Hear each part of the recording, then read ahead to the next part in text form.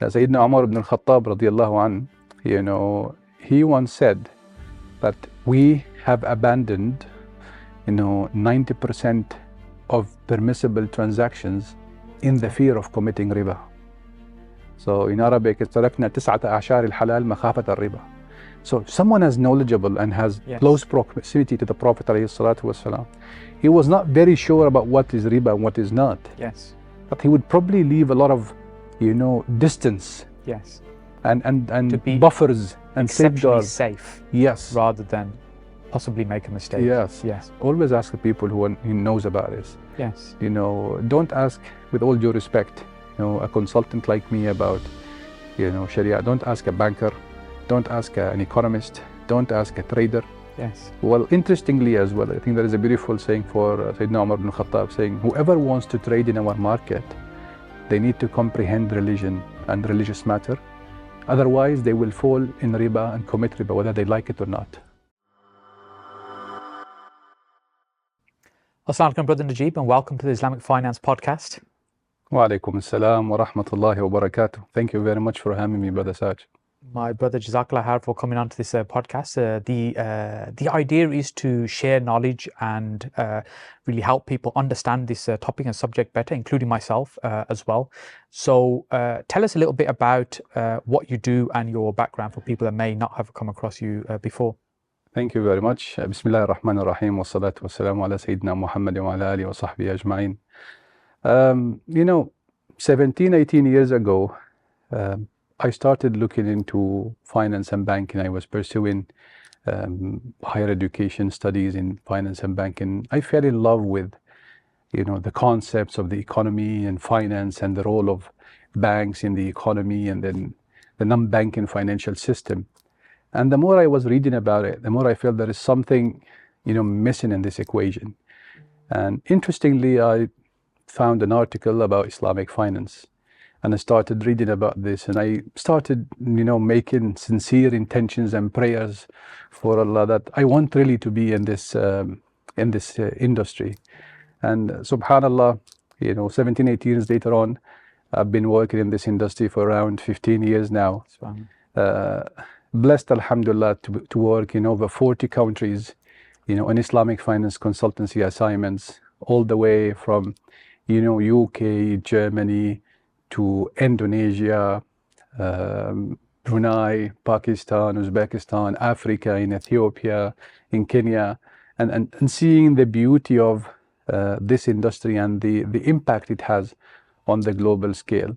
So that was the journey of working, in Islamic finance assignments with primarily two types of institutions, sovereign entities with governments, central banks, ministries of finance, and helping in creating strategies to support Islamic finance, to reforming the laws and regulations around these, jurisdictions to help introduce Islamic finance in the first place, and also working with, institutional advisory firms. So working with banks, working with non-banking financial institutions, insurance firms, corporates, NGO.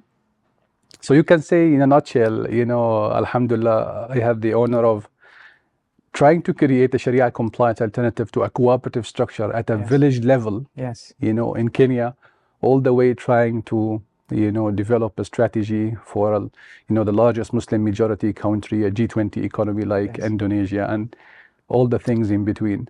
So as of today, I'm a director at IFAAS, a leading Islamic finance advisory firm.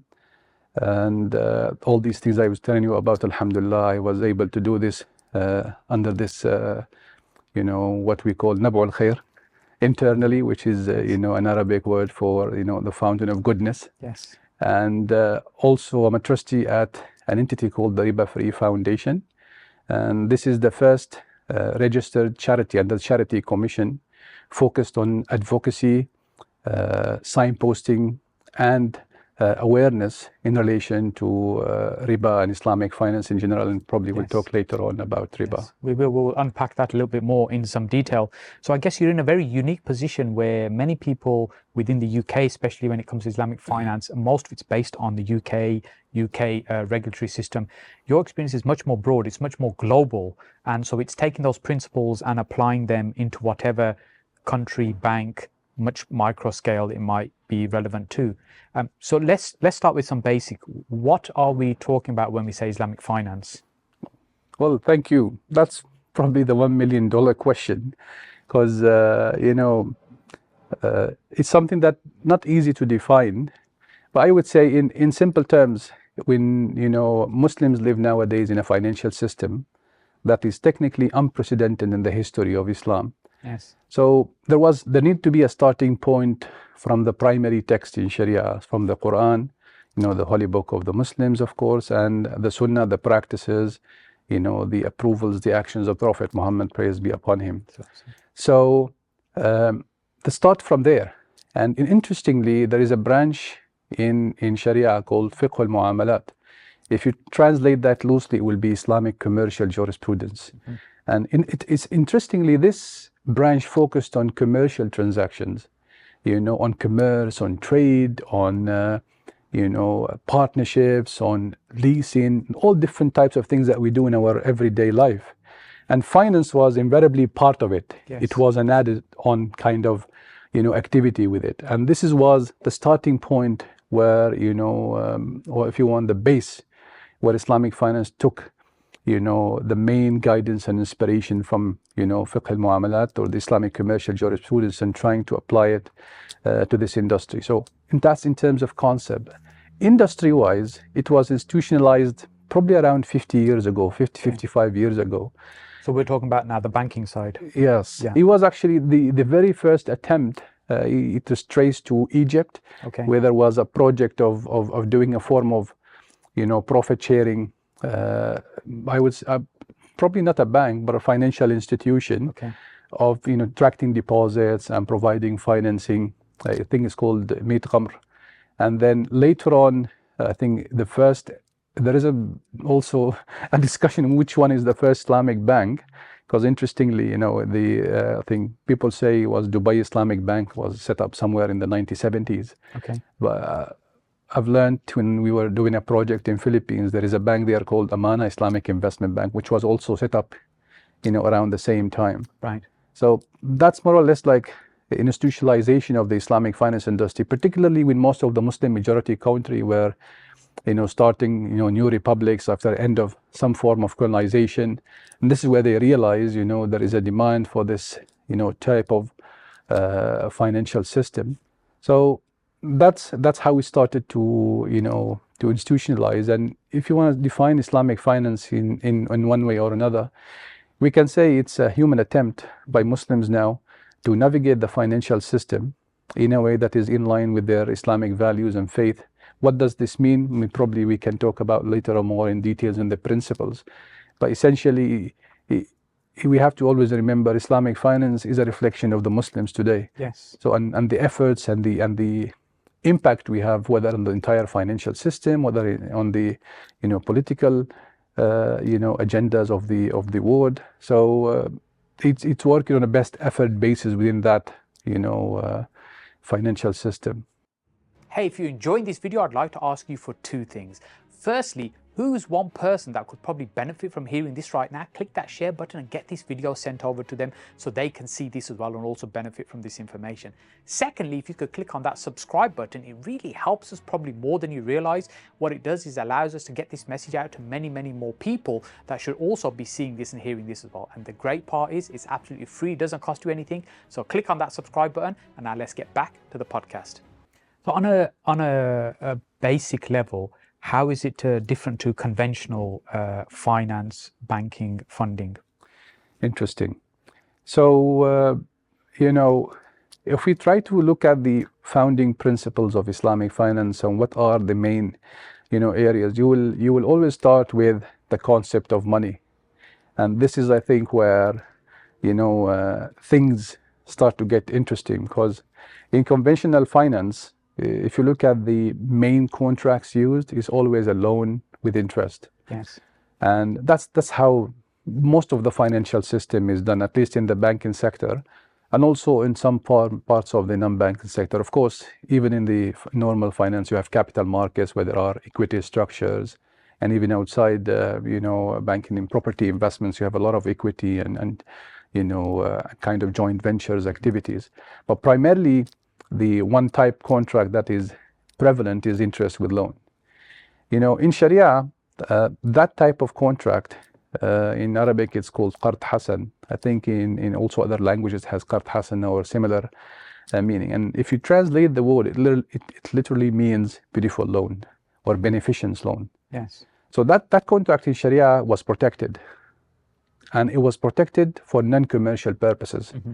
But this is making a loan without benefit, expecting benefit back. Exactly. Yes. So the loan contract, and the lending activity in Sharia, is subject to, non-commercial benefit. So essentially, the qard hasan, when you do a loan, you are expected, you are as a lender, you are doing this not for the sake of attracting, financial or non-financial benefit. So it's purely something for social cohesion, for support, and for, anticipating rewards in the hereafter. Yes. And interestingly, in the guidance of Prophet ﷺ, when somebody is paying back the qard hasan, there is, I think, a hadith, أحسنكم قضاءً, so basically the best of you are the ones who pay their debt on time. Yes. And even they pay more.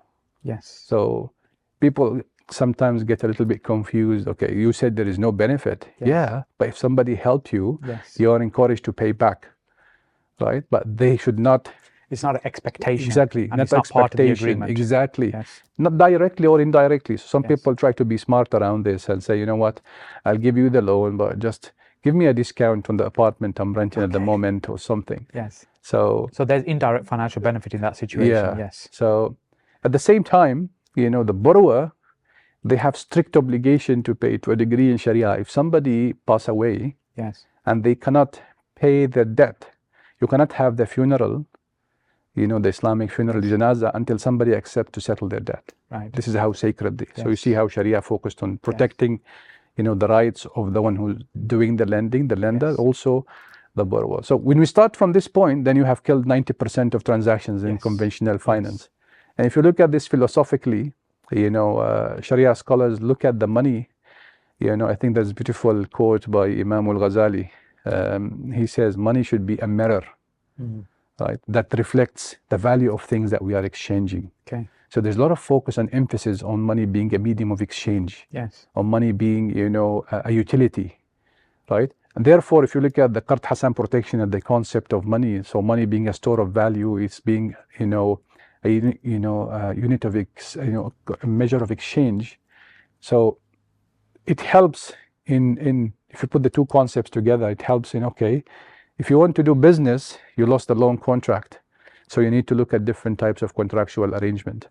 So that's, when you look at the differences, the main thing you can always start with is the contract. Look what you are signing. Yes. And contract is your agreement between the two parties. Yes. So the legal agreements in the past, many of these contracts may be not well documented, but now, especially in the financial system, you'll have, so you see the first, the reference or the first key point of difference is the contracts, the legal agreement. And whenever you see a qard hasan, a contract used with clear, added benefits and interest and so on, that's out of the question. Yes. And then there might be an agreement, but it's not definitely not in the realms of a Sharia compliant agreement. Yeah. So this is why you will see in Islamic finance there will be use of alternative contracts. So contracts, sale contracts. So somebody buying an asset, selling it with a profit. You will see lease contracts. Partnership contracts. I won't use a lot of Arabic words, but there's a lot of fiqh terms about it, and each one of them comes with their own Sharia requirements. Yes. There's investment agency or normal agency contract that helps in achieving, similar objectives. So that's contracts. Also, you have the process. Changing the contract invariably change the process. So imagine I think taking examples from property is very beneficial. I can give you a loan. You go and buy a property on your own. Yes.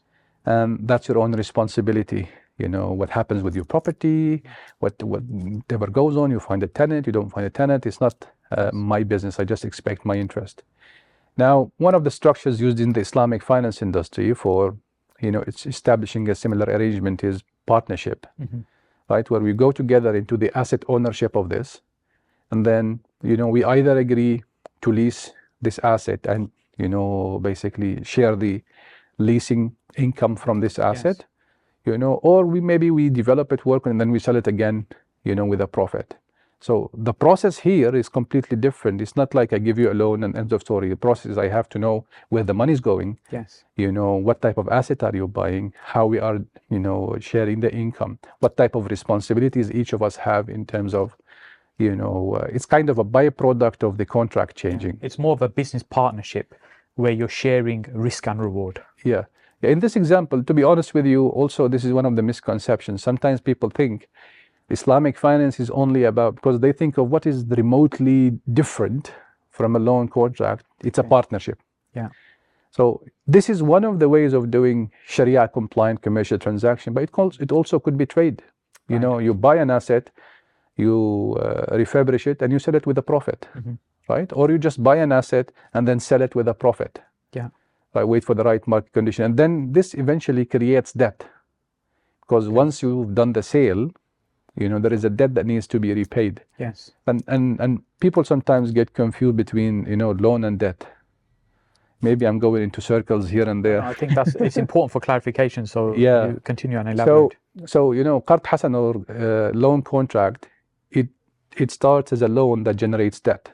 Yes. Right? But not every debt is generated by a loan. So if you think about it, every loan is debt, but not every debt was generated by a loan. Okay. An example is a sale, right? Yes. So imagine if financial institutions goes on and buy a property, they buy it, they own it, they sell it to the client with a profit margin agreed, right? So after the end of the sale, there is debt generated, but this did not start as a loan arrangement. Yes. Right? So, and this is perfectly fine in Sharia. Yes. Right? That you can achieve this, but there is conditions. So the contract, the ownership, the bank holding that legal title, or sometimes, depending on the laws and regulation, what type of ownership they can establish, and then doing the sale transaction, and then the way you deal with that. There's a lot of requirements in Sharia. We can talk about it later on, inshallah. So yes, you have. It's Sharia, the beauty of it, you have the flexibility of deciding depending on the party's risk profile and what they want to achieve in this transaction, in a way to, achieve the intended objectives, in different forms of contract. So we talked about the contract, we talked about the process, and then you have the use of funds, which is very important in Sharia. Because Islamic finance, works and aims to employ money in the service of the economy, not money growing on its own. Yes. And this is what you have nowadays, the financialization of the economy, where you have, derivatives, and certain types of, exotic financial products growing in trillions, while the economy is still where it is. Yes. So Islamic finance tries to create this intimacy and link between the economy and the financial system. And therefore, we need to know where the money is going. Right, and also from a Sharia perspective, let's take an example of property, since this is something relevant to the audience. If a bank, an Islamic bank, or an Islamic non-bank financial institutions wants to finance a commercial property, and this commercial property have tenants, which is a gambling unit, it's a no-go. Yes, because the use. Yes. Yes. So the side effects of gambling on society, it doesn't need anyone to explain it. Yes. Right? And this is the wisdom in Sharia. But for Muslims, the fact that we just know it's gambling is not for us, it's not for us. Yes. Right? So this ends the transaction. Even if the contract is right, you buy and sell and everything, you cannot just a fully, functioning gambling unit, one single tenant, and it's a gambling unit, and you are financing this. So use of funds is very important to track it for impact purposes, and also for ensuring where the money is getting to used. So I think we talked about contract, Yes. process, use of fund. Then the very first important element is Sharia governance. Okay. Now, in normal financial transactions, in normal institutions, you have something called corporate governance.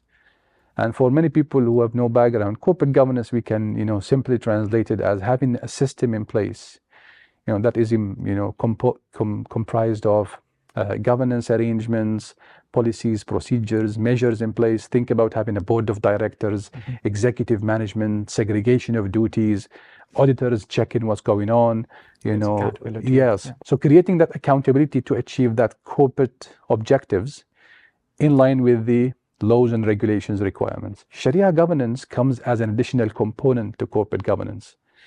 And it aims, to create this additional Sharia supervision for any institution, financial institution particularly, for any financial institution claiming to be Sharia compliant and having that additional, governance arrangement. So this typically, Sajid, you can think about it, first of all, creating a similar entity to a board of directors. So we'll have something called sometimes in the industry Sharia Supervisory Board or Sharia Advisory Board, which is, a minimum, I think, in the best practice is a minimum of 3 Sharia scholars who are well versed in fiqh al-muamalat, in Islamic commercial transaction, who understand the country. Some of them you will see them coming from law background, from, in addition to Sharia, from different disciplines, finance and banking, and they provide this role of guidance, supervision, and certification of the products. And alongside them, there will be typically a compliance function, Sharia compliance function. Somebody working in this institution, either directly employed, or maybe this is something outsourced, but they are in close contact.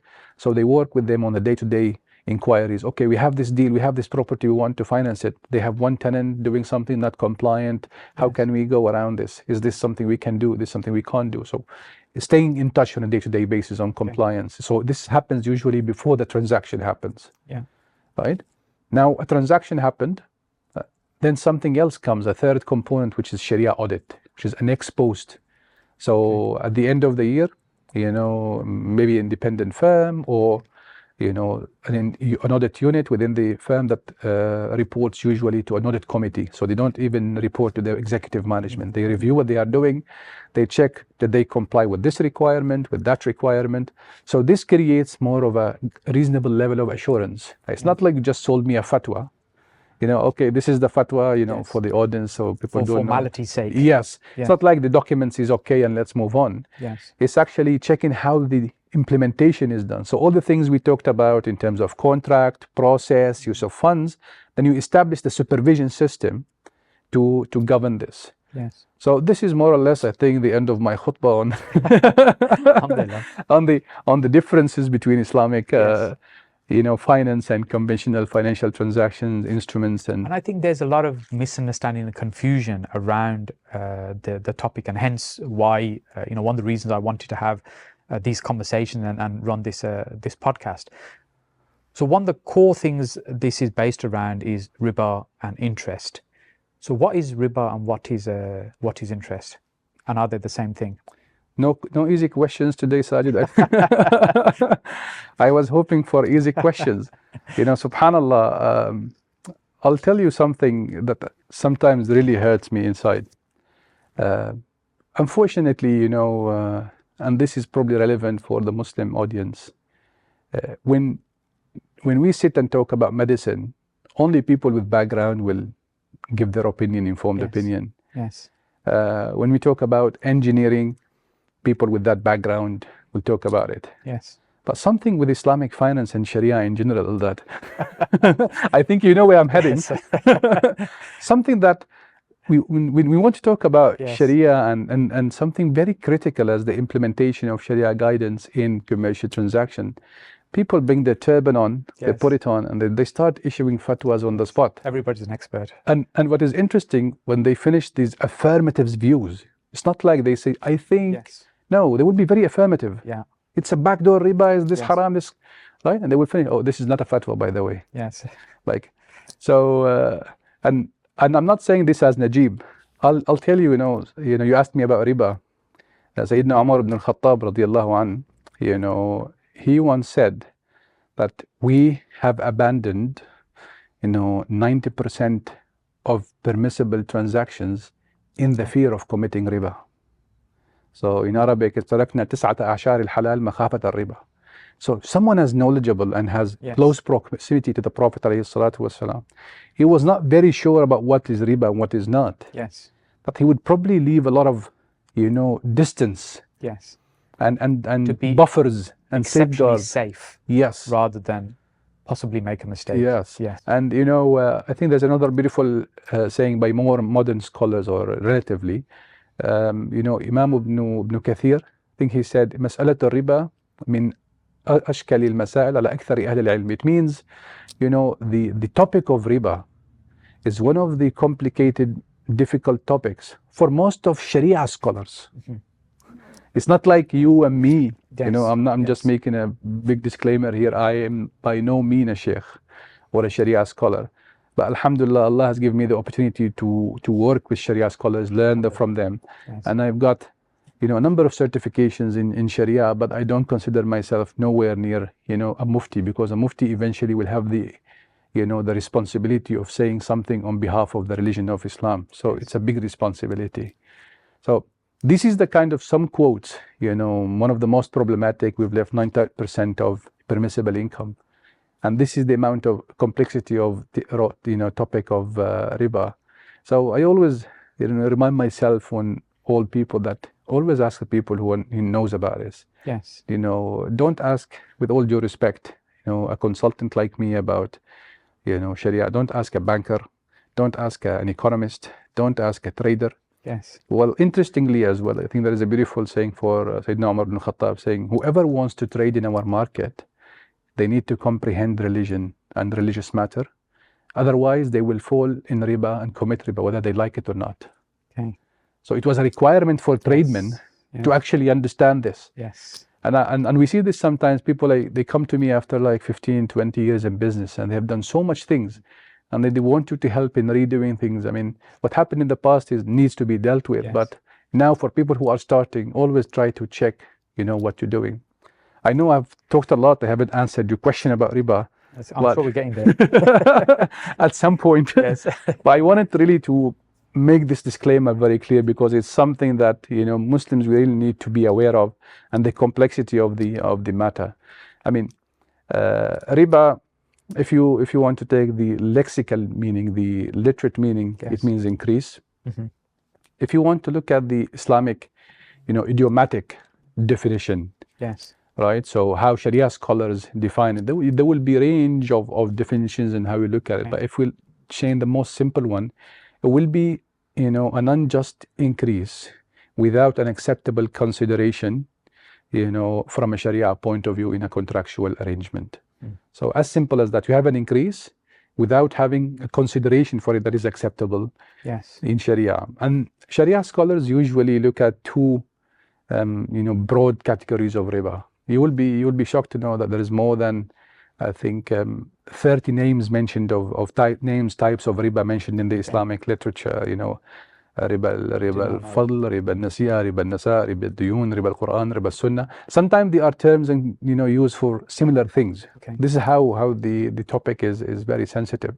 But broadly speaking, we have a riba of debt and riba of sales. Okay. Right? So riba of debts, I think, is the easy one. When you have, a debt loan arrangement, and you have that stipulated increase, usually associated with a delay of time. Sometimes it's called also riba nasiya, but that's probably more easier to trace. Yes. And Sharia scholars sometimes refer to it as the obvious riba.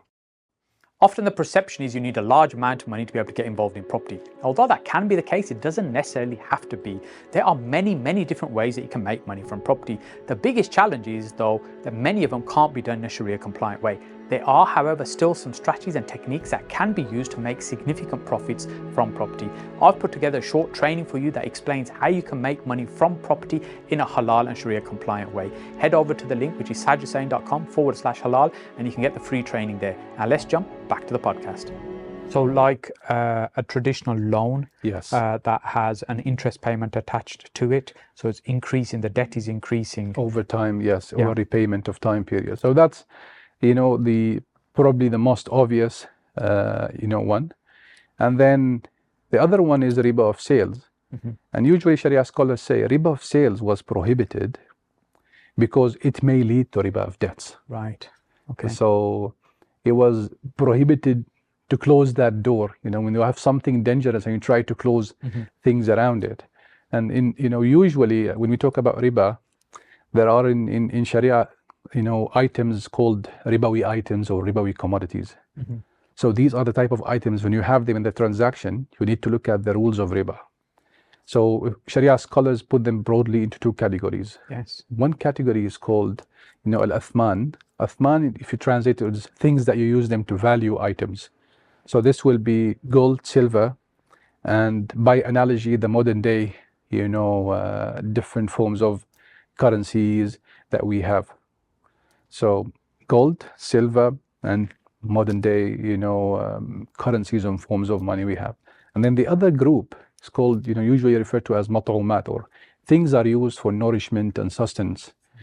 And the key strategic staple food that were mentioned in a hadith were salt, barley, wheat, and dates. Okay. And some Sharia scholars broaden this to any staple food used in the context of nourishment of a certain nation.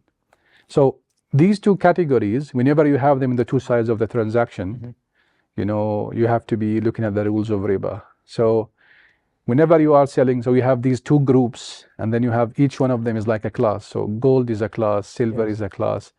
So if I'm selling, gold for gold or silver for silver, I have to look for something called a subtype of ribas of sales called riba al-fadl, riba of increase. So the amount has to be the same. Yes. So I give you $50, you give me $50, right? And then you have another thing called, something related to increase in quantity and something related to delay in handing over. And this will also apply when you are dealing with, transactions of, the same class. So for instance, if I transact on, let's say, I give you 100 grams of a gold bar, and I say, return them 100 grams of gold coins. So there is no increase in quantity. Yes. But we delay the handover. Right. That's still, not permissible in a form of riba of sales. Okay. And if you think about it, creating an advantage on one side. Yeah, so it has to be spot and equal if we are dealing with the same class. Yes. And if you think about the wisdom of it, is because if you start allowing time delay, then people start adding quantity difference, and then you have a riba of debts again. Yes. So if you put all of this in simple sentences, under riba of sales, you have one type, which is, increasing quantity when it's not allowed. You have another type, delay in time, when it's not allowed. And then you have riba of debts, which is both increasing quantity and delay in time under, a debt or loan arrangement. And this is, by the way, I know it can be very confusing, and this is just, a bit of it. Yes. So a lot goes in the details, and then sometimes a lot more, Sharia discussions and things about it. And I personally like reading about this and getting, more knowledge about it. And there is a lot of misunderstanding and lack of knowledge within the community generally in terms of what is permissible, what isn't, and at what levels. Yeah. So if we bring it to UK banking, for example, how is it that we can fit in, and is it even possible to have a Sharia compliant financing system within UK banking and regulation, the way banking traditionally works? Well, Sajid, banking is a bit of a topic. Yes. Simply because so just before you get into that, Yeah. so isn't there a basic contradiction just to start with before we even get moving Yeah. in the way banking works? Yeah, And what Sharia- I hear a lot of people saying, Islamic banking is something like an oxymoron, Yes. right? And I hear a lot of people talking about, you'll never be able to achieve something Sharia compliant under the banking system and how it works. And I tend to agree. A lot of the things that banks are doing nowadays are not really in the best of the vast majority of the population. But I'm not saying Islamic banks, I'm talking generally. Generally in banking, yes. Banking generally, the over financialization of the economy and the focus on too much of financing of the same existing assets, which is just driving, it's more of an economic discussion really of where the money is being funded. So when you look at the financing, it's either for consumption or for adding the price or increasing the price of existing assets, and very little is channeled towards value creation. Yes. Where you have supporting entrepreneurship, developing new technologies, and fairly enough, some people would argue that this is something what probably happened under the venture capital, funds and more, I would say, risk-driven, activities. So in principle, we have to look at the economics and finance and banking in general before we go to talk about this. And even banking, by the way, you'll see, if you read the economic literature, you will see the 3 theories of how banks work. And I'm shocked, after all these years, we still have economists and central bankers debating. One of them says banks act purely as financial intermediation entities, which proved to be not 100% correct. At the same time, banks do have a role in financial intermediation. Another theory talks about, a fractional reserve banking system, how, banks will receive money and they will have to keep a part of it as a reserve and so on and so forth. And this also doesn't apply to all countries and have some truth in it in certain contexts, but not, the best representation. And then you have the third theory, which is banks have the ability to create credit, in the economy. And that's also probably the most modern, and there was an applied research about it, showed that in simple terms, the banks have the ability of increasing money supply. Yes. And non-bank financial institutions don't have this, ability. And this comes from 2 things. First is that they have a certain preferential accounting treatment, in a way that, whenever they issue a credit, in the system, they will immediately have a matching deposit. Right? And that deposit is considered, according to how the government calculates money in the system, as new money. Yes. So this is, just as a clarification, this is not somebody physically depositing money in that bank, and then based on that is then a debt is created or provided. It's electronically created or created on paper. Technically, it's the double entry accounting of, you have an asset and then you have a matching liability or deposit, right? So and they don't record this as a liability, it will be recorded as a deposit. And then, of course, later on, when the client wants to use this money in a certain purpose, then they have to manage their assets and liabilities. And this is sometimes the missing part when people talk about it. So banks have to manage their Islamic asset liabilities in a way that, meaning that they have to attract deposits. Yes.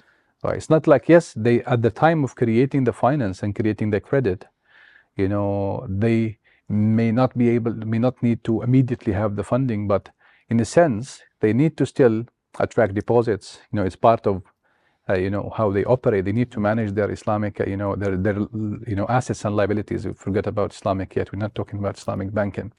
So if you think about the issue of money creation, it's a mix of double accounting entry, the fact that banks would not record as a liability, but rather as a deposit, still under the liability section, and how we recognize money in a way that you don't pay your taxes by banknotes or central bank money. You pay your taxes by bank. So the government created the demand for us to go and get that, electronic forms of money, right?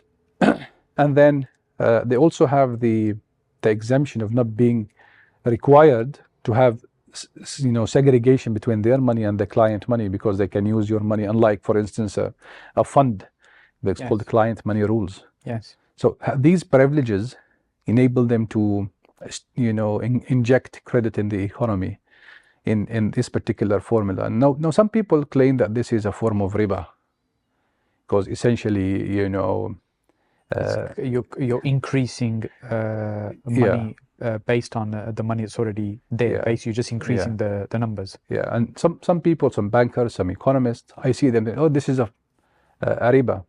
But the reality is, and going back to the concept of money, and there's a long debate of Sharia scholars, what is classified as money. And one of the things, or one of the key criteria, is acceptance of people of, this particular asset as a medium of exchange, And usually sometimes the role of government, or called Waliul Amr, the one who's responsible for managing affairs, of deciding what is a legal tender or a medium of exchange, right? We have no doubt of the economic issues done by, where banks are channeling their credit. We have no doubts of the issues banks are creating by even favoring people with collateral and more, so not being able to help the people who most need it. Right? And that's absolutely no doubt. But I am not aware of a single, fiqh body, like an Islamic, let's say, standard setting body, an entity that's acceptable for people, even, well-known, Sharia scholars who are, Mufti Taqwa Ismani, who is supportive of Islamic banking. Right? I'm not aware of anyone of them saying that the way the banks operate is classified as riba, right? And it's not Sharia compliant. So for me, this is rather a, monetary policy and the way money credits in the system and so on and so forth. It's something that, needs to be reformed 100%. So I would not say that you cannot try to create Sharia compliant activities within that. And I'm guided by the Sharia scholars and the people who are involved in this space. And this by no means has nothing to do with riba. In the fact that I did not, as I told you, I think there is an entity called the International Islamic Academy.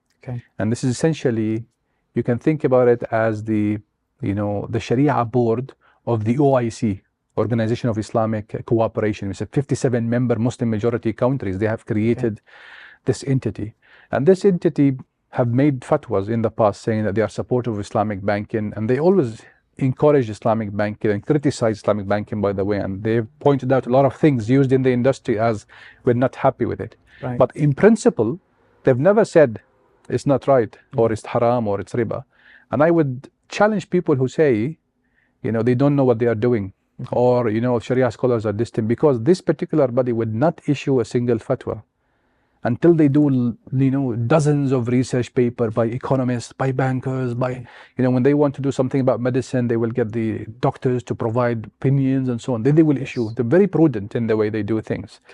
And even still now, they are still debating Bitcoin, by the way. It's a completely off topic. But that's how much research and things they have done. Till now, they have not reached a conclusion. And to give, and I don't want to divert the discussion, but I'm just giving an example that 10 years from now, I think Bitcoin has been, for more than 10 years.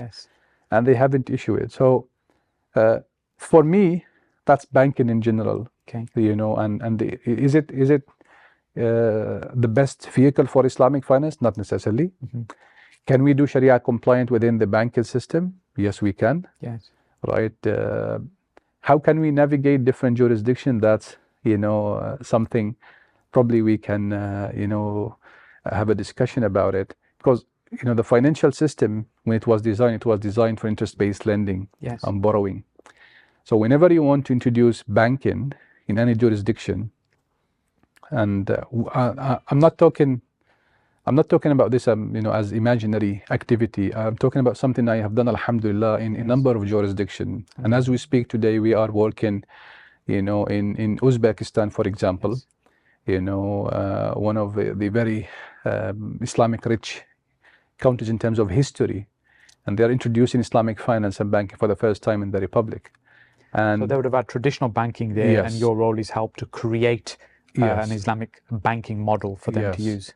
So essentially, we're working with them now on introducing the enabling legal and regulatory environment for Islamic finance and banking. So it's banking and also, some involvement in other sectors.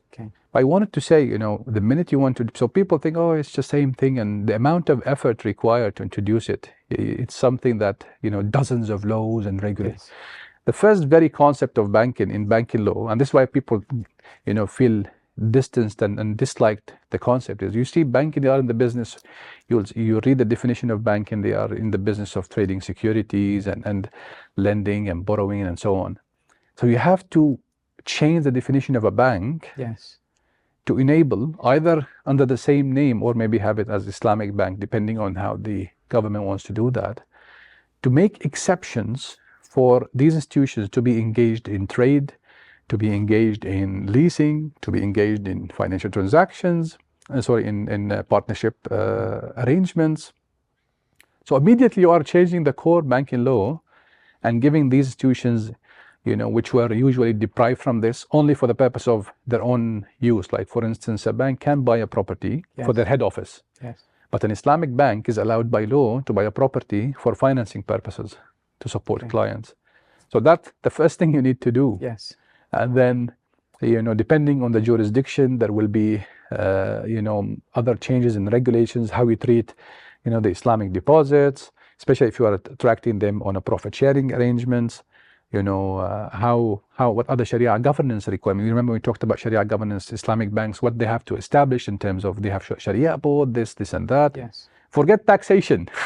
Yeah, that's a different topic. Yeah, taxation is a big issue because you think about it again, Sajid, bank and tax codes and laws usually are designed to enable lending activities for banks. Yes. If a bank goes and buy and sell, then from a taxman perspective, this is, taxable event.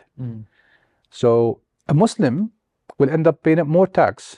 Let's take a simple example. And by the way, this all applies to the UK in one way or another. So in the UK, historically, there were changes in the laws and still changes. And until the day of today, we still have tax issues. And I'll touch base on that like later the on. Stamp duty, for example. Right now, I think we have an issue for capital gain tax that has surfaced very recently. I think actually it will be good to take an example of this since we're talking about taxation. I remember when I talked to the structure of partnership. And, when it's used in the context of, actually, you know what, let's not mention this in the podcast. So why I'm saying this, yes, why I'm saying that, let me tell you this, because we don't want to freak out the market. Okay. I'll tell you this, buy-to-let that have used partnership contracts now, they had an issue of taxation when they are getting refinanced. Okay. So when the Islamic bank was refinancing them, and this is off record. Yes. Yes. And when the Islamic banks were refinancing, they were taking legal title. Yeah. So HMRC come and say, okay, we see a transfer of ownership, and then it's a capital gain tax event. Right. And they will look at, let's say you bought the property at 100,000, and now you are financing at a value of 300,000. Well, the reality is just for financing purposes. Yes, like Gatehouse Bank are not doing any refinancing. Yeah. So that's why now Islamic banks stopped using this structure, and there is. I will mention this in the podcast without mentioning this. So we don't want to freak out the market. HMRC has been they wouldn't been very objective about it. So sometimes they will leave it, sometimes they will pursue it. Yeah. So there was no consistency, So, and I think that one of the reasons is Rishi Sunak is just hungry for money at the moment, right? And they're trying to find. And so now the Treasury, HM Treasury, has actually issued a consultation paper last few months ago. We submitted a consultation among many other people. So the example of taxation, let's take an example here in the UK. So when we talk about home financing,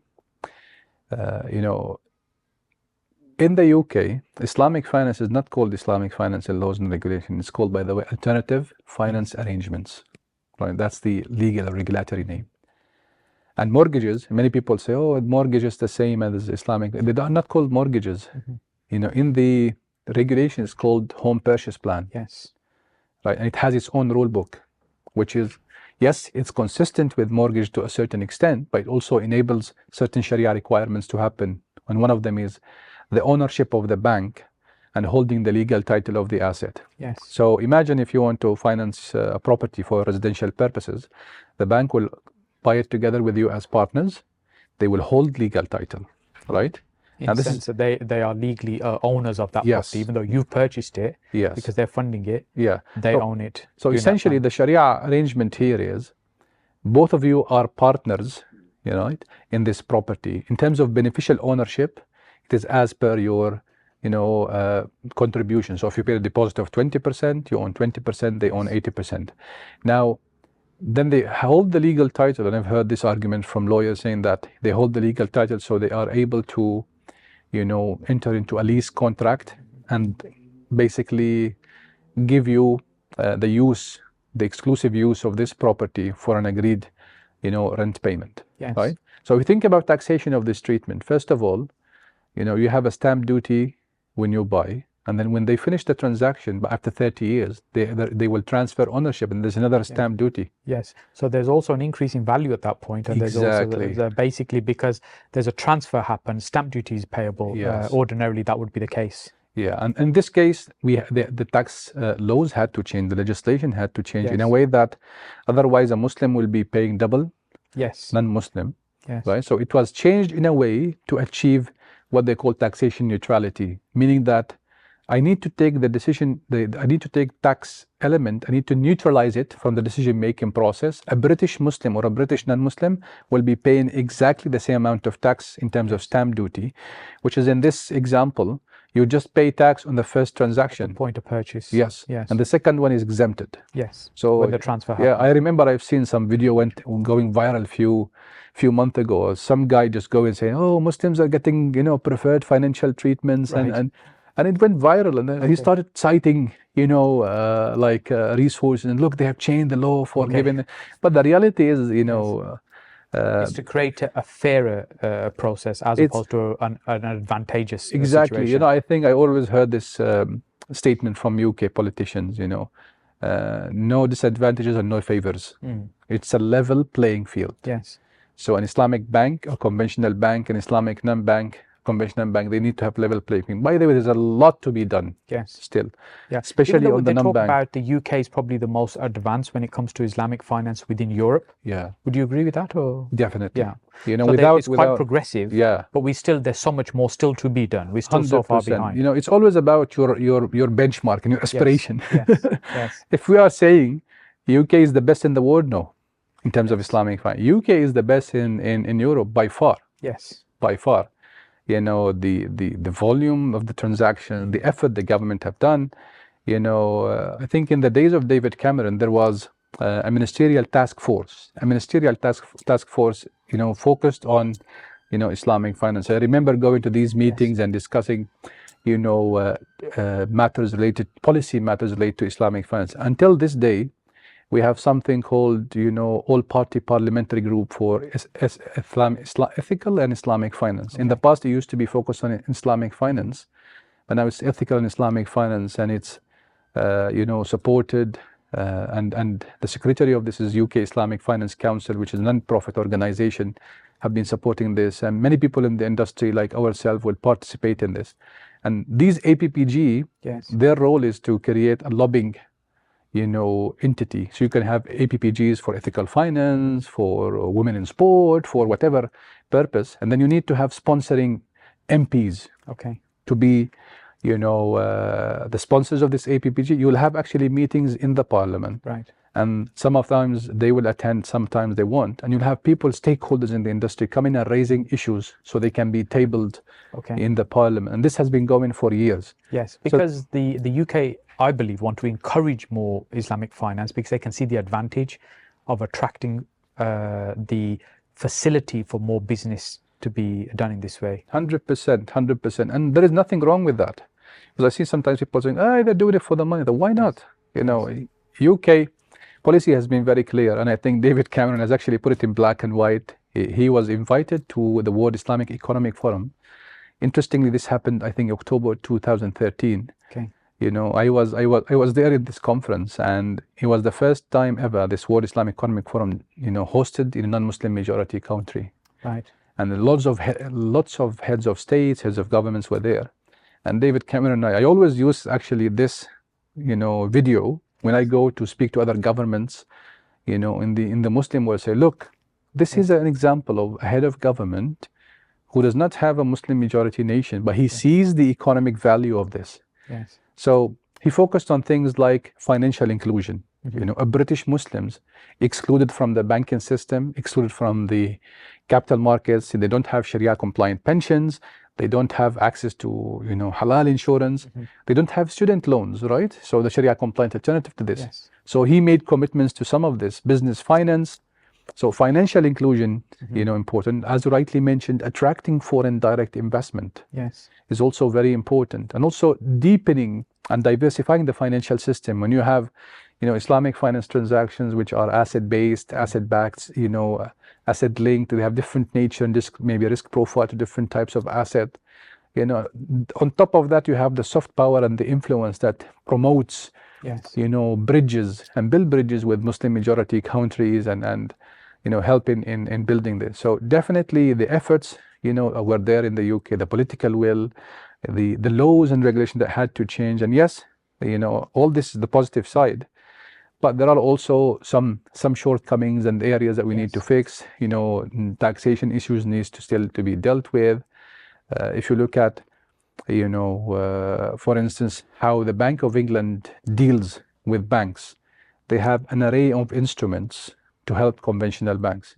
Islamic banks, after 16 years, they've managed, I think in 2021, to have one instrument, which is, a deposit taken instrument of, I think, 7 calendar day or something, which is an achievement because in the entire of Europe and some other countries which have Islamic finance, they don't have it. Yes, and banking in this country has been running for hundreds of years. Yeah. Where Islamic finance and Islamic banking, not even 2 decades. Yeah, I think the first fully-fledged Islamic bank of Britain, then rebranded as, is around 20 years. Yes. So that was the full. There was some transaction in the city before, but they were focused on serving investors from abroad and so on. So you had Lloyd's Bank and HSBC, or is it Amana? In the past, yes. Yes. Bakr, I think, I can't remember. Lloyd's had Al-Buraq, yeah. Al-Buraq. Yeah. So let's look at banking within the UK today, and how, for example, Islamic banking differs from traditional banking. So we talked about like fractional reserve, where if you're putting your funds into a traditional high street bank, they can lend out many multiples of that money. Yeah. Whereas in Islamic bank, your deposit is essentially what's then reused. Yeah. Okay, on that point, remember the banks, Islamic or conventional, they still have the ability to create credit in the system. Okay. Right? So the fact that, banks are able to create credit and that the license they have, in the UK, whether Islamic or non-Islamic, they have the same privilege. Yes. And this is sometimes, I told you, the way you need to look at it is when you create that credit, how do you create it?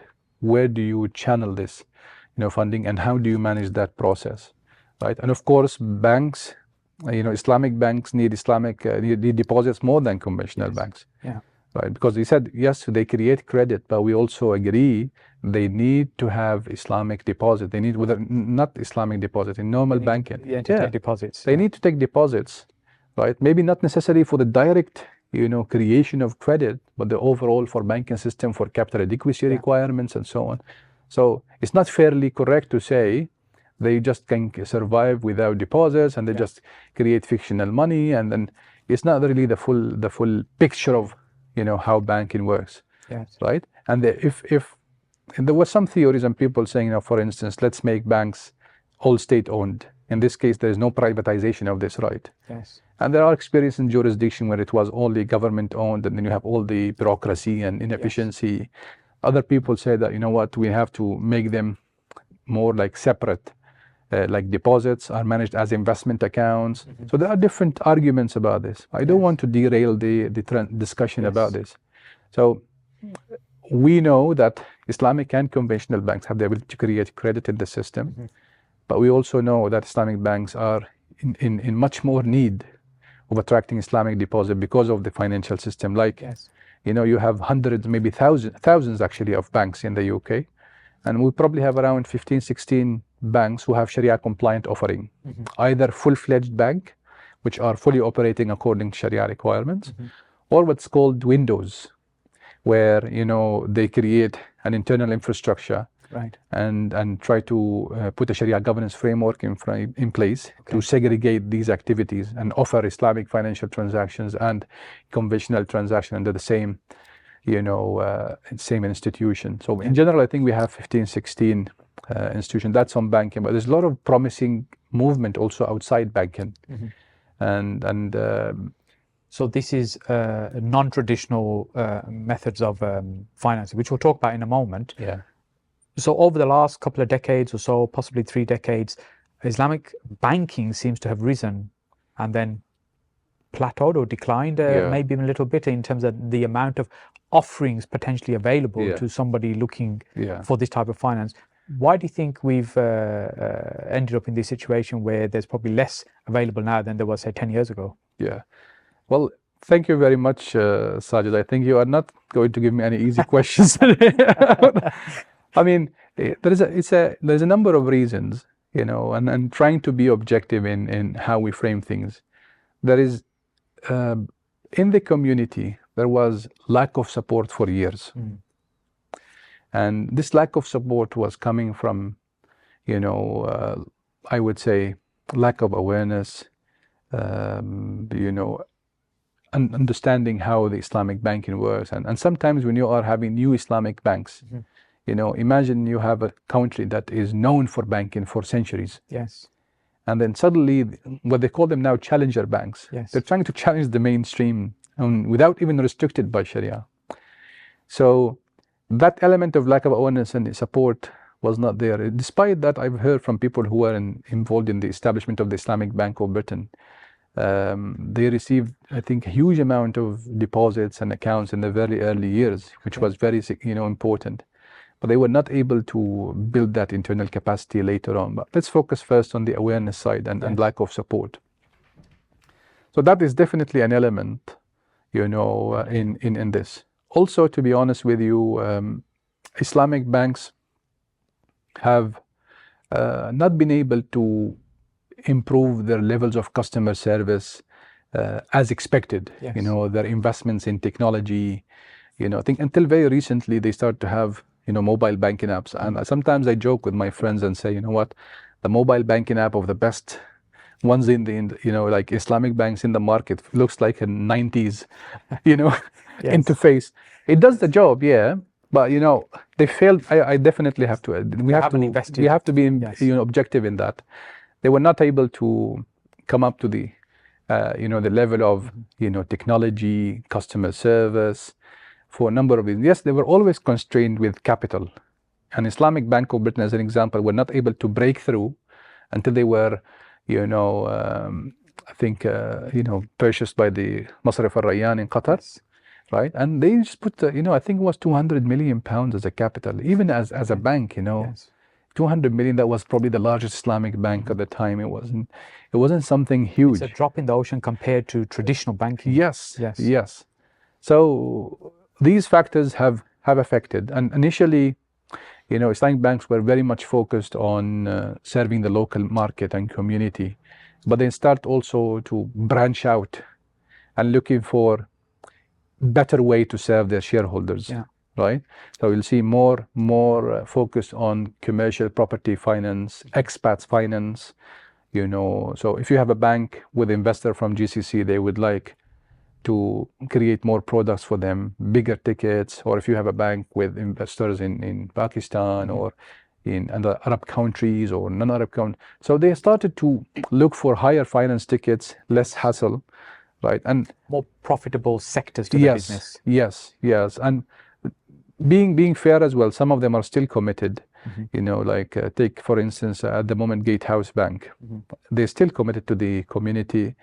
They have till the day supporting, they have home purchase plans and other products. And I'm having a lot of conversation with also banks and non-banks, and there's probably inshallah the potential of more providers, because people always think of mortgages, an alternative to mortgages.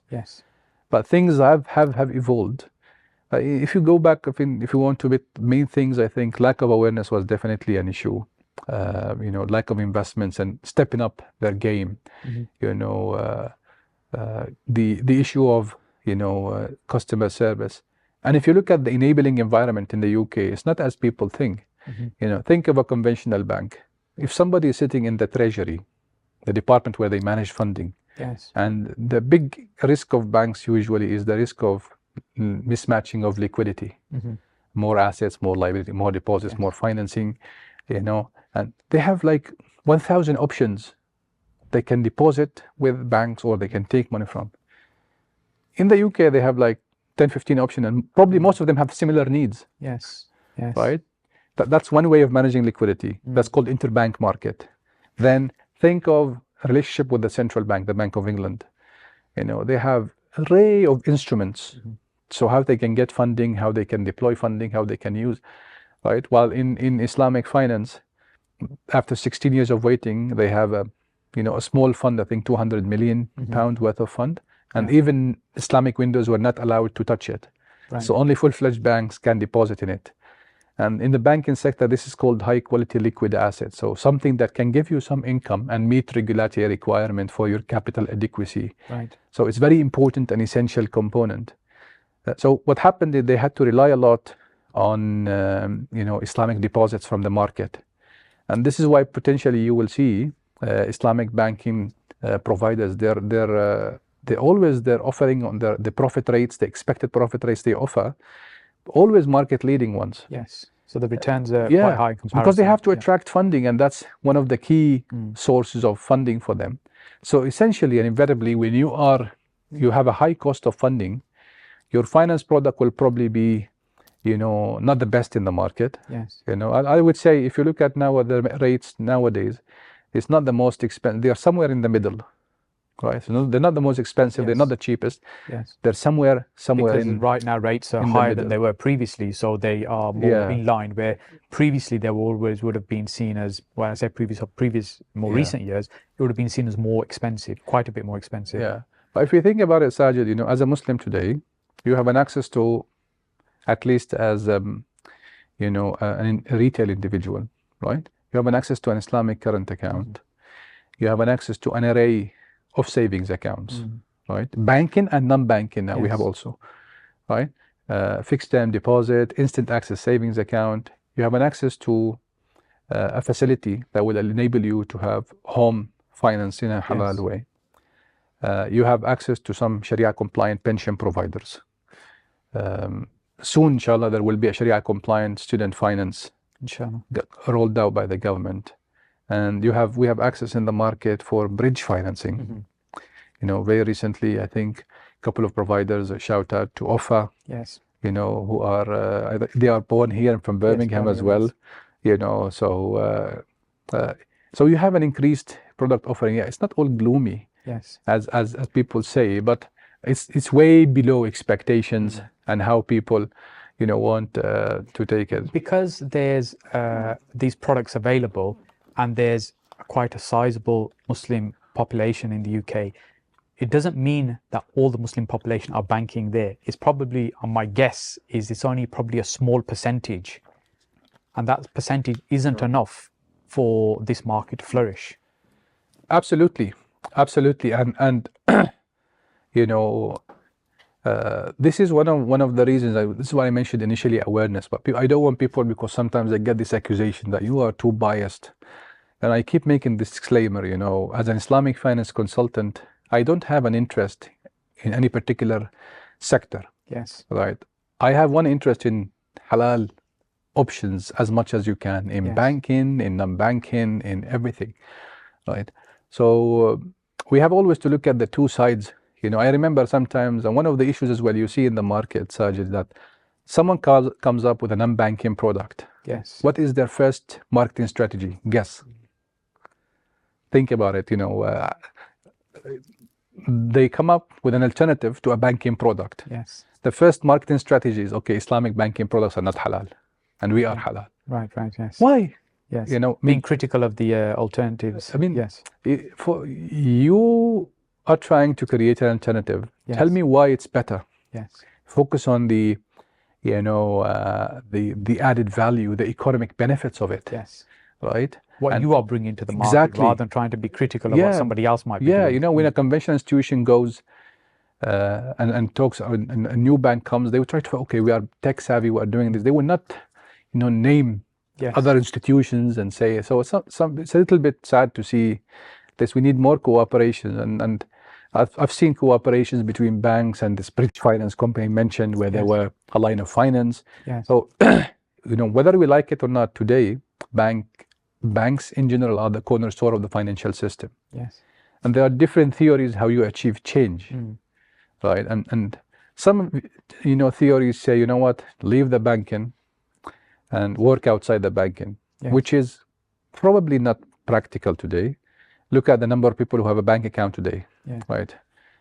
You need it. You have no other option. You can't function without it. Yeah, you can't function without it, right? And the way money is going, paper money will probably disappear in the coming years, and you need electronic access. Yeah, so essentially, as long as the monetary policy system and the way it works, it's there, you will not be able to, as a Muslim, to function without having, I would rather work with an institution that have, a Sharia governance system in place. There are people who are informed and take this responsibility over my shoulders, right? Forget about economics. Yes. I'm going to be standing, in the day of judgment as a Muslim and being questioned what did I did with my money. And I say there were these scholars who told me this is halal. That is enough for me. I'm not asking Muslims to be blindfolded and fool the crowd and all this. No, I'm just saying I have to make that informed decision, right? And you can see jurisdictions when Islamic banking becomes more systematically important. According to some economists' definition, it becomes more than 15%. Okay. Then jurisdictions start take more care of it. They start doing more regulations related to it. Even, the International Monetary Fund, which is, of course, it's a very controversial structure, puts countries in debt, right? And I'm not promoting them by any way. But even them, when they are assessing a jurisdiction and they have, Islamic banking industry where it has more than 15% market share, they will use, standards issued by Islamic Finance standard setting body to look at this industry and assess it. So that part of it, they will imagine, IMF will tell you why you don't have Sharia governance.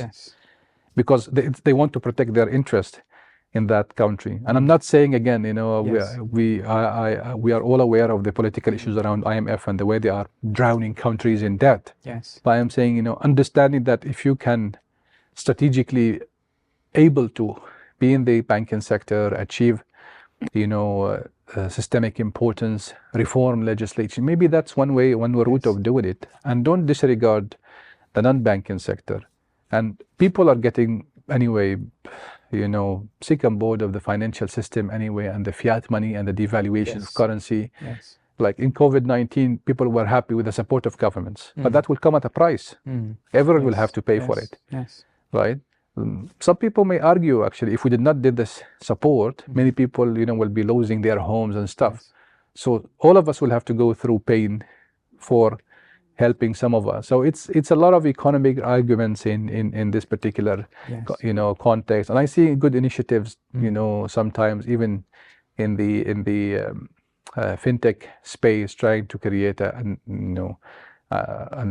currency backed by gold. And we can try, we can explore, we can. There is no harm in trying that, but don't get fixated on this view, because what happens is most of people will say, okay, this is haram, and this trying to look halal, but it's haram. I would rather go I would rather make an effort at least to try and support and back the one that's trying, and which has always been my view as well. You look at something and think, this might not be perfect, but it's better than the alternative. Yes. And if Muslims were thinking like this, we'll probably be in a much better place in terms of Islamic finance and banking, and interestingly now, an increasing number of non-Muslims are making use of Islamic finance. Yes, I hear that. I hear that quite a lot, and even the deposits and stuff. But one, they're quite attractive, the returns, and the ethical approach. Absolutely, Sajid, you just nailed the two aspects. I think on the deposit side, they have become increasingly competitive. And the other element is the ethical side. So a lot of, I think Gen Z and all these coming generations, they like to see where their money is serving. When they see the bank, will say, we will not fund gambling activities, we will not fund this, we will not buy this, exotic derivatives that we will do. Other banks will gamble with your money. We're mainly focused on helping people get homes and maybe, even developing properties. By the way, there's, I think there was a build to rent program done once by Gatehouse Bank.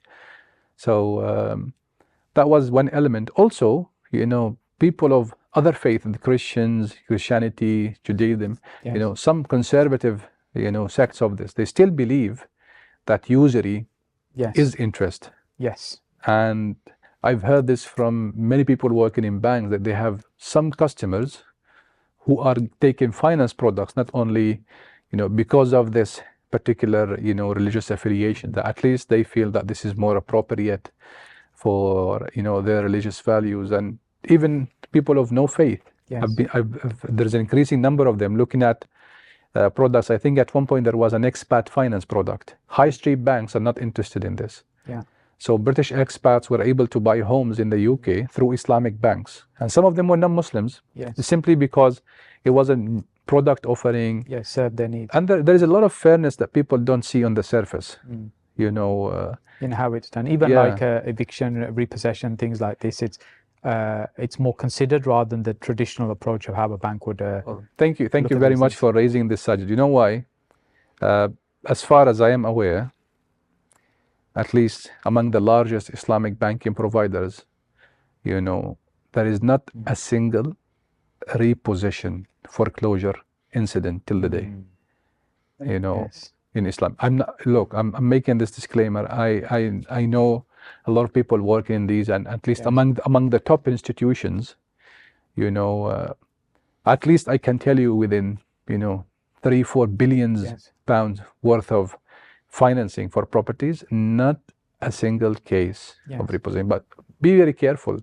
Islamic banks will not go and promote this. Yes. Why? Because they don't want to encourage that kind of behavior. Exactly. As well, of course. Yeah, and they have to think of the moral issues and the responsibility, because at the end of the day, this is Sharia requirement to be more considerate and give time. And these transactions, these structures give you ability to be more flexible, but they will not advertise it. Yes. I see now sometimes non-banking financial institutions advertising this, saying that if you struggle, we will do 1, 2, 3, 4, 5, 6, 7, 8, 9. The reality, all these things, I've seen them happening in the banking, but without being in this explicit way. They will just tell you, if things... Not a marketing ploy. Yeah, they would not. They will just say, if you struggle, we'll work with you. That's it. We'll leave it there. Yes. But the reality is they may extend the finance term at no charge, right? So we'll just, there will no charge for doing this particular act, right? So they may change your product, from a product where you buy a share in the property and pay rent to rent only. So it's like an alternative of interest only loans, right? So that would reduce your monthly payment. They may also offer you, something like what they call equity release. You have an equity in the property, release your equity, and you can, it's an alternative to refinance essentially. So you can help you work around. There's some flexibility there to find a solution rather than just go straight for the eviction and repossession. And I know for a fact that there are clients who haven't paid for years until the day they have not, the house has not been foreclosed. Right. And the bank is trying, to work around with them, especially the HPPs, the home purchase plans. Yes. Right. So another example I'll give you, from a Sharia point of view, when the bank, asks for a return, it's for the lease. Yes. Right. But when in the conventional bank, it's interest for the loan. Yes. So, and this is a real case. If a client have a major maintenance in their property, let's say a crack in the wall, the house is not safe to live. Yes. Now this needs to be fixed. And usually it will be covered by insurance. But there might be 3 months of work in the house where you cannot live in there. The bank does not have the right from a Sharia point of view to charge you rent. Yes. And they will simply not have this rent income. Yeah. Right. So essentially, this is something that helps, people to understand. It's the ethical approach. And it's a Sharia requirement. Yes. Right. And I accept also some people would say, what about, not charging market rent, looking at base rate of the Bank of England and all of this. And they have always to think of this as a risk reward game, right? And how you manage your product. So if you are taking hard money deposits from the retail, right? I need to manage my risk and minimize it as much as I can because I have a responsibility towards them. Yes. Similarly, that's why when I'm doing financing, I can't just go and finance startups. They haven't entrusted me for a small bank like me. They haven't entrusted me. I can do property finance. I can, go and for venture capital or go for other funds, and I'm not that sizable yet. Yes, and these banks are not venture capital. They're not high risk. Yeah. Yes. So it's a risk reward. So imagine, like, for instance, people complain about pricing mechanism. I think it's very important. Do you use market price of the property when you sell me shares, or the price we purchase the property? It's one of the contentious questions. And you are a property investor. How do you make money with property? Yes. You know, what are the main things, lines of income you make? You either got rent, you got increase in value of the property, or growth in value over time. Yeah, so it's essentially it's rental income and appreciation, right? Yes. So in Islam, when Islamic banks are doing this, so this is what justifies the risk you take in a property. Yes. So when Islamic banks buy a property, you know, they are foregoing the capital appreciation. So for them, Yes. you know, as a customer, you know, and if Even you look though at they co-own it essentially with yes, you, yeah, they are not taking necessarily an equal portion of the increase in that value of property. Yeah. So if you look historically at you know more than me. If you look historically at properties, it's most of the time appreciating. Yes. Right. So it's in the adverse circumstance. It's not in the best interest of the customer to actually look at market value.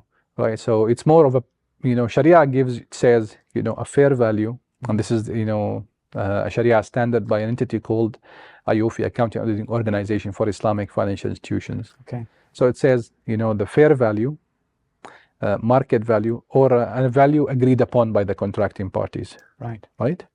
Now, I accept, you know, many people interpret the third one as agreeing upon the sale of each share. It's not like we agree for the entire arrangement, which is more or less the common practice in the market. But if I'm going to take the downside risk with you, I want to take the upside, you know, risk with you from a conventional, you know, it's not conventional, it's a business mindset, right? Otherwise, you know, when Sharia scholars looked at this, he said, look, this is a form of what is called sharikatul mulk, partnership in an asset. Okay. Right? It's not a business. Yes. In business, it's much difficult to say, you know what? There's no trading. Yeah, there's volatility. Yes. I cannot just agree with you to sell you my share over 10 years. And maybe our business by that time will be turning over millions. Yes. Right? But in a share of, you know, partnership in an asset, you cannot make it an obligation on me to sell you my share at a price I'm not happy with. Yes. So essentially, from a Sharia point of view, we have to agree. Yeah. Right. So you cannot trigger. So when somebody comes, okay, why don't you sell me in a negative equity position, or when the prices are down, why don't you reduce the principal? You cannot force me as your partner to sell you on this. I will say I don't want to sell. Yeah. Right. As simple as that. You know, therefore, eventually, even non-bank financial institutions, many of them, I remember talking to them before they start things, and they said, we want to fix it. But when they started, they realized it's not doable. Yes. Right? Yes. So the best of them, or most of them, they will say, we will sell it as we have bought it. Yes. Right? Because the owner of the property, they're the ones that decide when they want to sell, for example, or it's their they're giving control. You this the right. bank are not deciding when that sale is going to happen. Yeah. So the owner of the property has the opportunity to make the decision when the market's higher, lower, whenever they want to sell. Yes. And the bank have no control or decision in that. At the moment, we have a huge growth in prop tech and fintech, especially in banking and finance generally, but quite a growth happening in the Islamic finance space. How do you see this impacting some of the things we've been talking about? Well, thank you very much, Sajid. I think, you know, generally, I think whenever we have a new technology, something happening, there will always be a lot of hype. That's always the standard, you know, starting point. And then slowly you'll see more, you know, traction and more things filtering out and reaching the surface. I will probably put the fintech, you know, initiatives into two main categories. Okay. The first one is the enabling ones. So these ones don't come as anti-establishment, right? So in a way that a fintech solution to enable Islamic banks have better, you know, customer service, right? Better interfaces, better technology, user experience. And I think we have good example here of Kestrel here in the UK, and they've signed up with banks in Malaysia, mashallah. So as an example, they are on the side of enabling, you know, the service or the establishment, right? You also have the one that are disrupting. Yes. In a way, they're coming as, you know, competitive.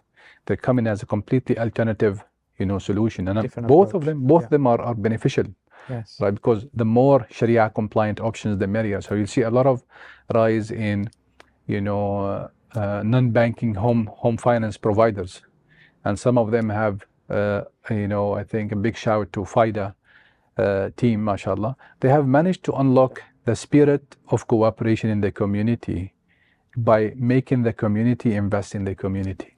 So which is very, very interesting for me, because when they started, I observed personally the struggles they have in convincing the community of investing. Alhamdulillah, now they're growing, and I remember seeing they have financed over 100 homes, so far. Yes. So they're not reliant anymore on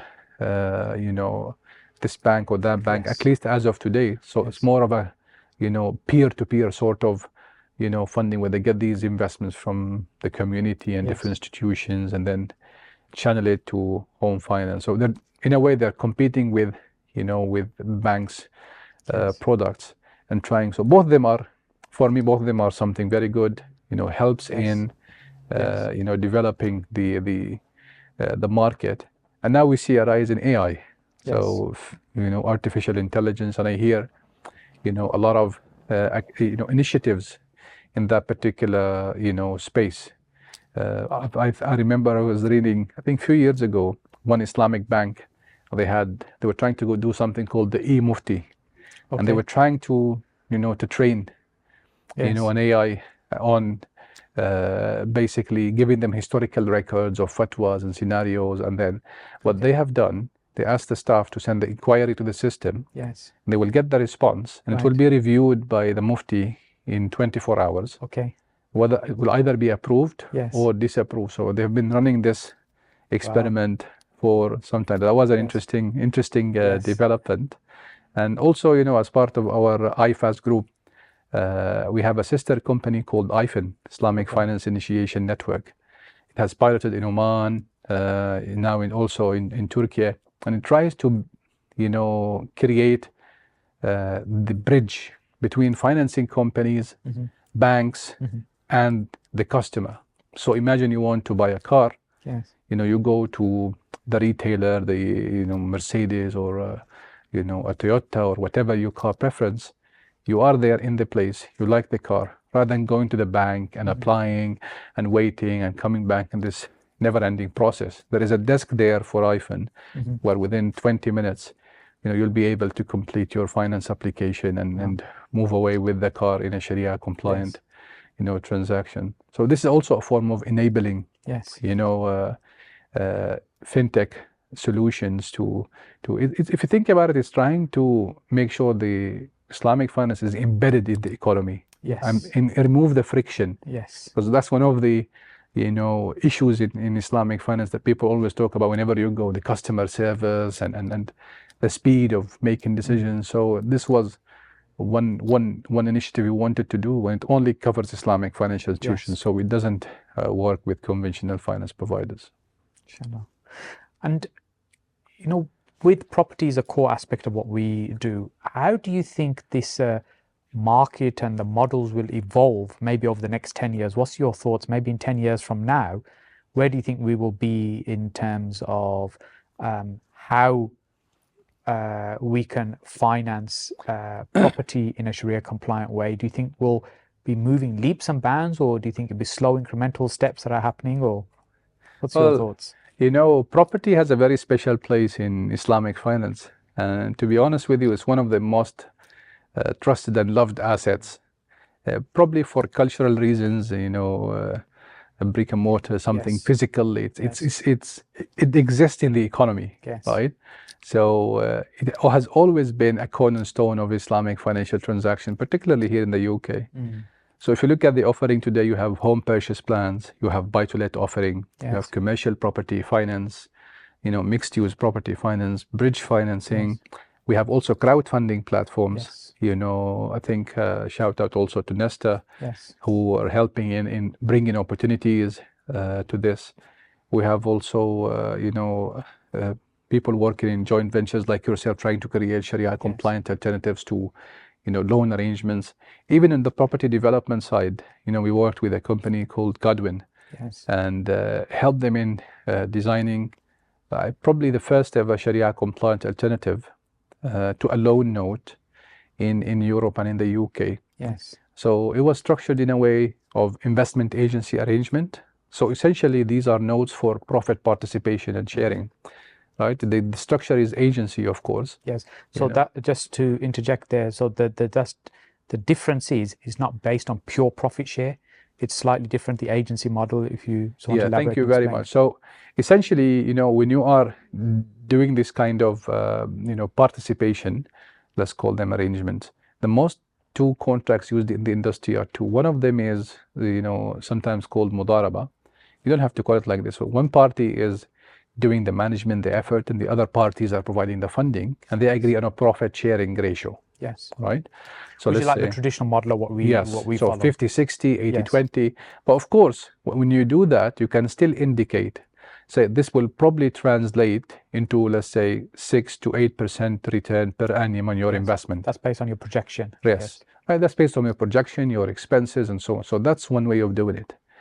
Another way of doing it is, having an investment agency arrangement where I will assign, let's say, Sajid as, my investment agent. I'll give you the money, and you say, okay, first of all, I'll use the project in a Sharia compliant way. I'll act as your investment agent, and under this mandate, I expect to achieve for you, let's say, 8% to 10%, or maybe 8% to 10%, right? So this is essentially, it's an expected profit rate. Yes. You do not contractually guarantee it. Yes, because then it would be fixed, and then it'd be no different from you do not contractually guarantee it. You do not contractually guarantee the money. There will be a lot of arrangements to protect. Yes. So there will be a lot of responsibilities on you to, to protect these funds, right? And accordingly, rather than having a profit sharing arrangement, or not, other than having profit sharing ratios with indicated range, you probably can have more like, an expected profit rate, let's say 8%, 10%. And the arrangement will be, I achieve this, and if I do achieve it, anything over and above, you give it to me as an incentive for making this return. And this is some of the models used by Islamic banks. So Islamic banks, some of them will have this mudaraba on their deposit products, and some of them will have this wakala. So the same model has been used by non-bank financial institutions, and we've done this participatory note at that time, and based on this investment agency. It was used for property development, I think back in 2019. Okay. Yeah, and it was good also to see a new type of product. And then I've seen also other market players replicating, something around these lines. Some of them also took the concept and implemented it in trade finance, which is very, interesting and appealing. I think Haris Irfan and this Cordoba Capital, mashallah, also implemented this concept in a trade finance, right? So that's financing businesses and business growth. Yes, business growth, trade finance. I think it was financing for a certain, business for developing agricultural produce, something. So that was also very interesting. All these developments, are important in the growth of the market. And I only see property is going to play an integral part. It will never be marginalized and where I see things are moving now, for instance, fractional ownership. I've been in a lot of discussion with people who wants to use blockchain technology, and they want to enable fractional ownership of, of properties more, on using new technologies. Now, sometimes I don't know how much benefit this will bring, how much, appeal will be for it, especially that we have nowadays crowdfunding. It's a similar concept. Yeah, it's a kind of similar concept, but you're adding the blockchain to add more maybe transparency or how things are being done, smart contracts, and all these, evolving concepts of how they will be integrated. So I believe, inshallah, property will remain an integral part of Islamic finance. It will play an increase in more and more important role. And I wish and see more property development projects. So not only, the traditional financing of existing assets, but also we need more assets in the market. There is a demand for more properties, more environmentally friendly, hopefully more spacious. Because what's happening now is just fueling a lot of funds in the existing assets and trying not to, or trying the easy routes of, especially in the finance. More simpler type of buildings that are more common. Yes. So if our if the end goal is I'm purchasing a property and I'm using some kind of finance, and whether you're using your traditional finance or using Islamic finance, is there ultimately such a difference if the end thing we're trying to do is the same? Is that process that different? Yes. This is probably one of the most common questions, and people say, I'm feeling I'm reaching a similar outcome, whether banks or non-banks. And, people wonder, why am I doing this? And especially, they will always wonder when it costs them more. Yes.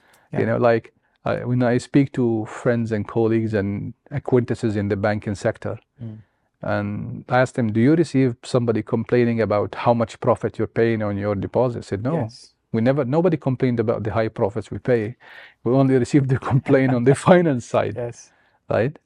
And inevitably, if you look at, we talked about differences. If we look at similarities between financial instruments, I'm talking here banking or non-banking, the financial engineering process starts with the financial need, right? So Islamic financial engineering, similar to financial engineering, we start with the need of the customer, right? For instance, you want to finance this property, right? So eventually you want to own it. And if you reach a similar economic outcome, that was the whole, objective of the product. Yes. We started by having, this objective at first. So the economic outcome, having similar economic outcome does not, always mean, this is the only differentiating factor. So Yes. actually there's a lot of similarities if you look at finance, commercial, and Islamic. So first of all, the outcome can be similar, economic outcome in particular. But we talked, for instance, cases where a bank cannot charge rent so this is a change in economic outcome, but it's not, the standalone situation, right? Even, by the way, non-bank financial institution, because Yes. they use bank in their financial dealings and transactions, and they are essentially involved in that banking system. So even if they don't rely on the credit created by the banks, the deposits from their customers will be deposited in banks eventually. They will be paid back again to banks. So you'll have to be part of that system in a way, and eventually you will achieve a similar outcome, which is owning a property. So economic outcome is something. Also infrastructure, like a non-financial institution or financial institution, they need to have this technology infrastructure, they need to have this compliance department. So that creates similar costs. And when you are competing in similar market, you need to have similar pricing, mechanisms, right? Yes. And transparency in Sharia is very important. So if I want to buy a product and I cannot see the pricing of it, that's why sometimes, the mudaraba, the profit sharing model, was not very popular in banking, except despite the fact that it's still used till today, because it does not create this clarity. And sometimes financial regulations say, how can I compare between these two products if you don't give me an APR, an annual percentage rate of return, right? So a percentage in of itself is not the problem, is what the contract that has, what the contract that has led to the generation of this percentage, is this guaranteed or not guaranteed? What type of arrangement you are using? So it's a kind of neutral to the Sharia compliance element, and this is why these similarities eventually create this confusion. Probably people would lead the question of, okay, what's the wisdom? Yes. What is the wisdom behind the prohibition of riba? All right. So and this is another. Just like, riba, Sajid, you can think of wisdoms of riba as another topic discussed extensively by Sharia scholars. And there's a very beautiful book for people who are interested. It's called Al-Hikam al-Rabawiyya, The Wisdoms of Prohibition of Riba, by Dr. I think Al-Ghamidi. Okay. He has put very beautifully the wisdoms behind prohibition of riba into 4 categories. Okay. But before we go that, the term wisdom, so people don't get confused, the term wisdom is the meaning usually by Sharia scholars is the assumed benefit or harm that a Muslim gain in this world or the hereafter by complying with a certain divine ruling. Yes. It's assumed. It's very important. Right? So people sometimes confuse the wisdom with illah. Illah means the reason for the Sharia resolution or Yes. opinion based on primary text. Right? While the wisdom, sometimes it's very apparent and known, sometimes it's not. So the themes, going back to the 4 themes, I wanted to clarify the concept of the wisdom. So, because sometimes people link the wisdom with the prohibition, Yes. right? Yeah. And say, okay, if Not the the wisdom same is thing. not doing this, then why is it happening? Yes. You cannot override, the Sharia primary text with the wisdom you think is the wisdom. Yes. So the Sharia scholars, have 4 themes. First one is the ethical theme. So these Sharia scholars said, you know what? There is an ethical component of riba. First of all, the protection of qard hasan, as we have discussed. Yes. If you abolish this protection to loan contract, it would be very rare for someone to lend someone else for free. Yes. So the possibility of people helping each other, imagine if it's halal. Like, at least in this day and age, people will start charging each other inflation rate. They say, I'll help you, but at least give me the inflation, right? Yes. It makes sense. Yes. It makes human sense. Yes. That's And very then you important. Start, edging into exactly. riba. Yes. Yeah, and it's okay. Just give me the inflation. I'm not asking. You will be happy because maybe the bank is charging more, right? So Sharia wanted to safeguard this contract. Another scholar says it's also for helping people who are insolvent. Yes. So you may have somebody who cannot pay on time. Like in Islam, if it's debt, you cannot increase that debt. Yes. So even when we talked about debt being generated in a certain transaction, if you have debt generated from a sale of a house, right? I cannot just say, oh, you're late, I'll charge you more. I can't. The sale transaction of the house is done. Yes. Right? So essentially, it's one of the ethical elements of it is protection the people who are unable to pay and try to work around with them and help them. Then another theme beside the ethical is, the economic theme. So some Sharia scholars said the wisdom is money has to be safeguarded as a medium of exchange. Okay. If you make it as a commodity for people to trade, yes, then you basically made create the increase. Exactly. You create its actual value becomes, it's like the judge in transaction has become biased because you keep inflating, and this is what we have today. Yes. A lot of currencies are becoming volatile because we are actually trading in the actual money in of itself, where it should be just a judge in transaction determining value. Yes. So this economic, reason sometimes is viewed as, one of the wisdoms behind prohibition of riba. Also, some say that it's an indirect encouragement for more profit-sharing contracts and trying to steer away people from, contracts that create debt. Right, so it's not. I wouldn't say it's a favoring, but it's more of trying to. Okay, you want to something. Want to finance a business, go and use these profit-sharing contracts, or with lease and sale, you may be able to do it, but not achieving similar, returns. The third theme is the unknown wisdom. So some Sharia scholars simply say we don't know. And as Muslims, yes, we just have to comply. Yes. Right? And it might not be clear in our human logic. What is the absolute? It's beyond our understanding. Yeah, it's absolute wisdom. We don't know. So some Sharia scholars still believe today that the wisdom is not clearly visible, for people to, know about this. Yes. And the fourth theme is the nature of these ribawi items and commodities.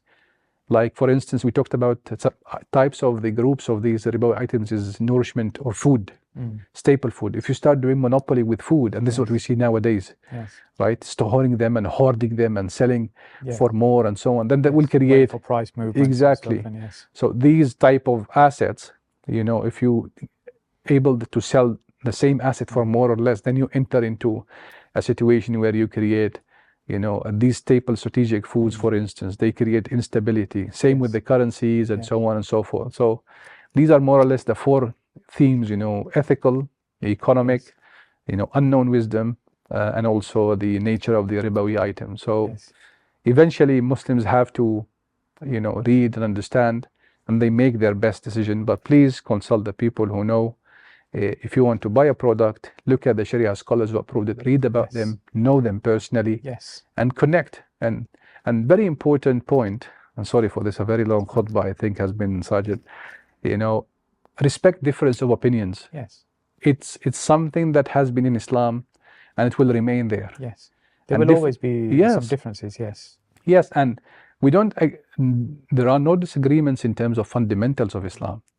But particularly in the fiqh al-mu'amalah, there's a lot of context in transactions. And there's a beautiful saying by Imam Ibn Qudama, rahimahullah. He says, about the matter of Sharia scholars and difference of opinion, said, اتفاقهم حجة قاطعة واختلافهم رحمة واسعة, meaning their consensus is a conclusive evidence and their disagreement is an expansive mercy. Right? So, yes. This is a Sharia scholar, yes, a well-known Imam who is saying this. So don't get frustrated, say, oh, this guy is saying this, this guy is saying that. And don't get your nose into the disagreements of Sharia scholars unless you are a learned Sharia scholar, yes, and you want to understand this. Yes, I think it's important to have an open mind on these things, and yes, if your intention is best placed, then there's enough there for you to utilize and work within. Brother Najib, I feel like we barely just scratched the surface on this topic, and it's such a pleasure to spend this time with you, to have this conversation, learning from you as well. What's the best way for people to reach out to you? And I know you have a YouTube channel as well, a mixture of Arabic and some English. Yeah, thank you very much, Sajid. I mean, I had a stint of YouTube for a very short time last year, and it was interesting. And you probably were one of the people who gave me the inspiration. And I sometimes receive a lot of questions from people about, so I started recording videos of, yes, the most commonly, things people usually ask about, and start recording Arabic Fusha and putting English subtitles and so on. Yes. But probably people wants to reach out, you can reach out to my LinkedIn account, okay, Najib Al Aswad, and also to YouTube as well, and yes, also IFAAS for our website as well, inshallah. Well, we'll put the various links on the screen and also in the description as well for people to reach out to you. Thank you very much. Jazakallah. Thank you.